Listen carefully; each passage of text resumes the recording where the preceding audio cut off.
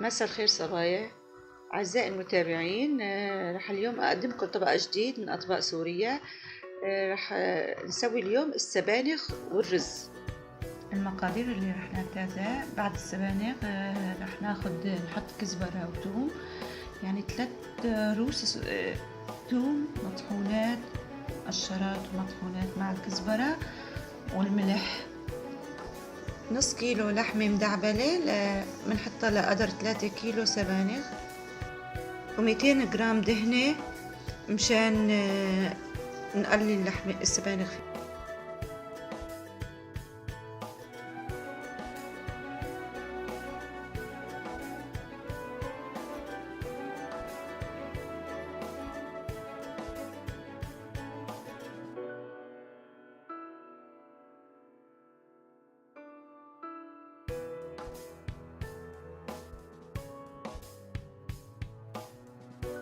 اول شي رح نعمله هو رح ننقي السبانخ من الحشائش الصفراء والضارة والهي، وهلا بدنا نفرمه.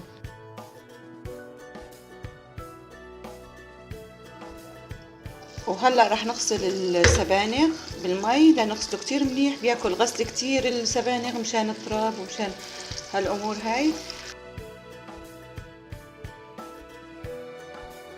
وهلا رح نسلقه.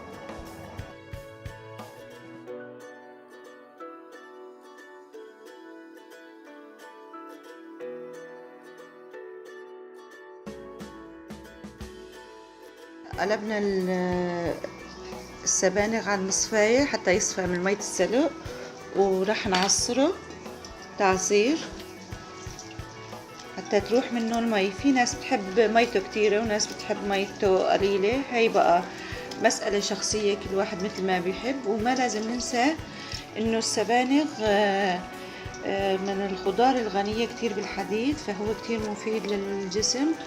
فناس ما بتحب تعصر ميته مشان الفائدة الغذائية الموجودة فيه.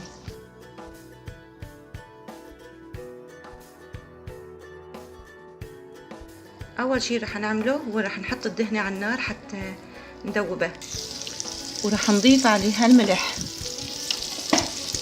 نص معلقة ملح، ورح نحرك حتى تذوب الدهنة.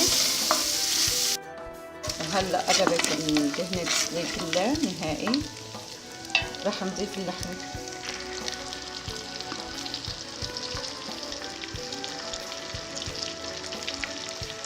رح نبلش عملية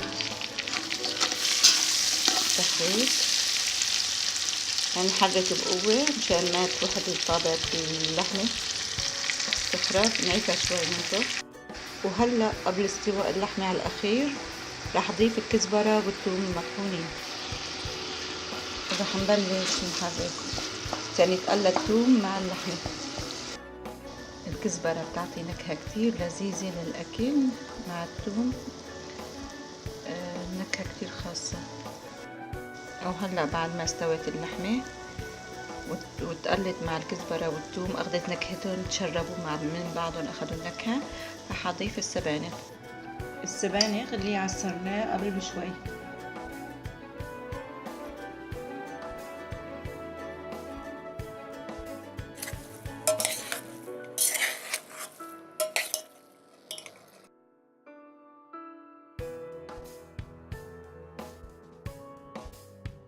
هلا هيك صار الطبق جاهز، وصحتين وهنا.